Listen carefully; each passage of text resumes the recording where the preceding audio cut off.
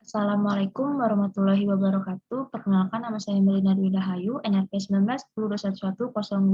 Di sini saya akan menjelaskan atau mempresentasikan tugas dari asistensi lab activity patologi anatomi dari Fakultas Kedokteran Universitas Pembangunan Nasional Veteran Jakarta.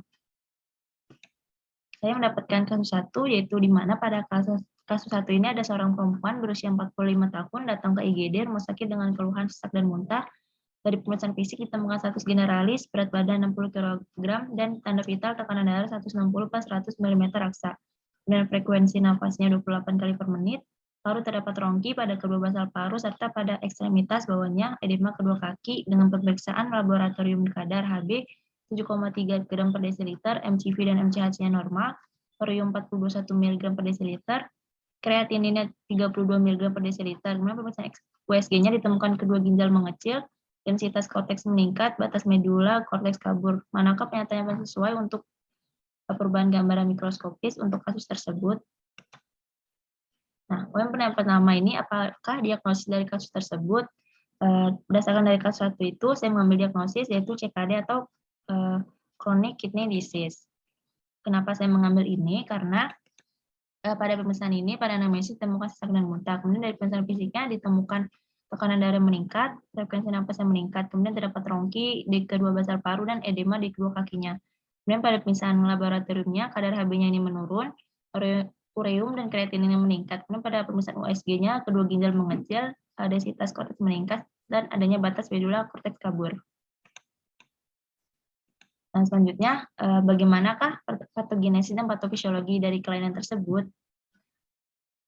Patofisiologi penyakit ginjal kronik atau CKD ini pada awalnya tergantung pada penyakit yang mendasarinya, tapi dalam perkembangan selanjutnya proses yang terjadi kurang lebih sama. Pengurangan massa ginjal mengakibatkan hipertrofi struktural dan fungsional nefron yang masih tersisa atau surviving nephrons sebagai upaya kompensasi yang diperantarai oleh molekul vasoaktif seperti sitokin dan growth factor. Nah, dari hal ini menyebabkan terjadinya hiperfiltrasi yang diikuti oleh peningkatan tekanan kapiler dan aliran darah glomerulus. Proses adaptasi ini berlangsung singkat dan akhirnya diikuti oleh proses maladaptasi berupa sklerosis nefron yang masih tersisa. Proses ini diikuti dengan penurunan fungsi nefron yang progresif. Walaupun penyakit dasarnya sudah tidak aktif lagi, tetapi adanya peningkatan aktivitas aksis renin, angiotensin, aldosteron intrarenal ini ikut memberikan kontribusi terhadap terjadinya hiperfiltrasi, sklerosis, dan progresivitas tersebut.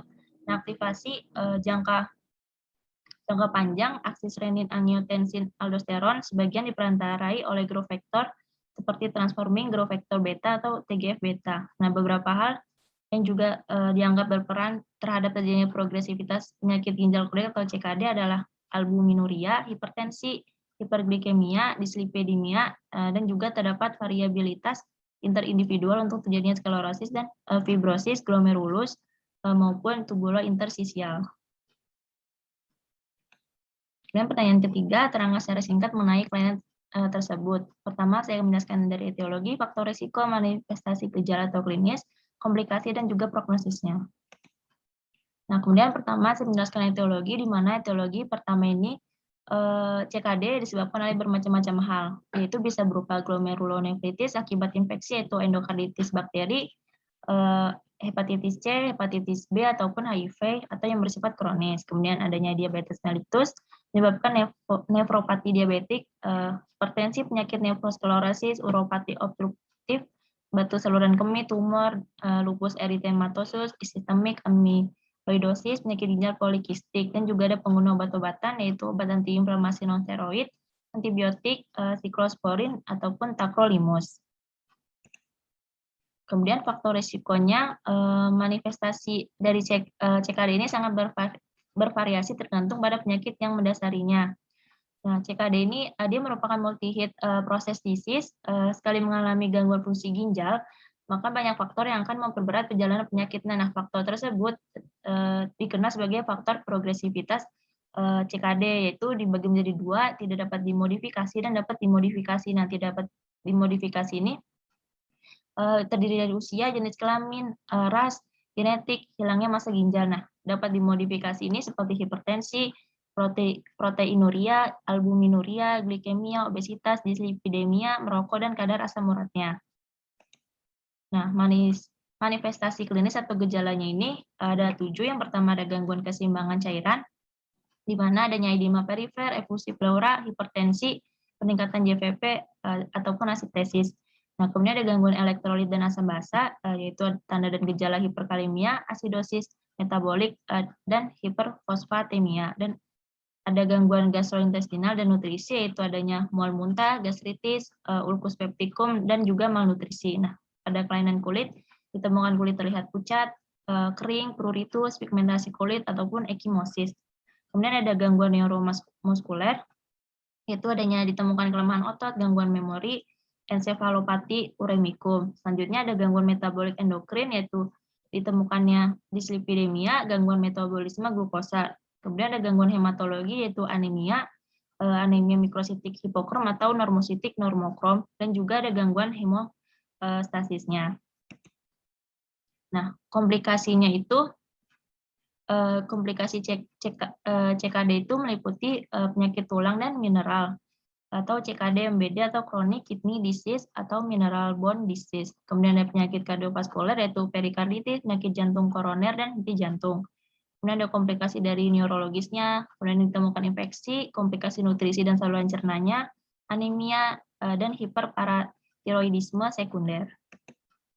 Nah, prognosisnya ini berdasarkan data epidemiologi dan angka kematian meningkat sejalan dengan fungsi ginjal yang memburuk. Nah, dengan adanya renal replacement therapy dapat meningkatkan angka harapan hidup pada CKD stadium 5. Nah, pada pasien yang ditemukan komplikasi kardiovaskuler ini, dia bisa menyebabkan kematian utama pada chronic kidney disease ini. Kemudian pertanyaan keempat, bagaimana gambaran makroskopik dan mikroskopik kelainan tersebut? Nah, ini ada gambaran makroskopiknya. Pada ginjal kanannya ini, dia memiliki jaringan parut yang tidak teratur. Yang kasar ini besar dengan dasar yang luas. Nah, ginjal kiri ini dia ginjal yang mengecil dan mempunyai granulanya halus, beda dengan ginjal yang kanan ini. Nah, kemudian ini gambaran ginjal yang normal di sebelah kiri. Nah, ginjal kanan ini gambaran ginjal yang mengecil, kemudian berwarna pucat dengan permukaannya ini mengandung granula-granula yang halus. Nah, gambaran mikroskopiknya ini adanya sediaan pulasan mason trikrom di samping. Nah, ini menunjukkan hampir semua glomerulusnya ini telah digantikan secara lengkap oleh kolagen yang berwarna biru ini. Dan adanya pembentukan jaringan parut yang lanjut, kadang hingga adanya sklerosis yang total. Terima kasih, sekian dari saya, kurang lebihnya mohon maaf. Ini ada referensi yang saya gunakan untuk mencari materi tersebut, yaitu ilmu penyakit dalam, Capita Selecta, dan adanya Robbins Basic Pathology. Sekian dari saya, wassalamualaikum warahmatullahi wabarakatuh.